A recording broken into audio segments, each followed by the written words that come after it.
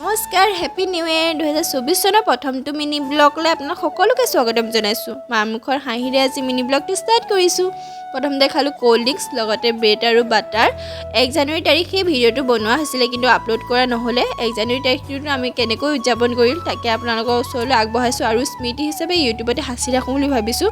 সকলোৱে মিলিজুলি এসাঁজ বনালে আৰু ভাতৰ লগত কি আছে আপোনালোকক দেখুৱাই আছোঁ। লং ব্লগ দিছোঁ, আপোনালোকে চালেনে? যদি চোৱা নাই চাব দেই। এই ভিডিঅ'টো চোৱাৰ পিছতে চাব, মই ডেছক্ৰিপশ্যনতে লিংকটো দি দিম। আজি ভাতৰ লগত আছিলে মাংস, বেঙেনা পিটিকা, চালাড এখন, মিক্স ভাজি এখন, মাছ ফ্ৰাই আৰু ফুলকবিৰ সৈতে মাছৰ জোল এখন। সকলোৱে তৃপ্তিৰে এসাঁজ খালোঁ, তাৰপিছত এপাক নাচিলোঁ।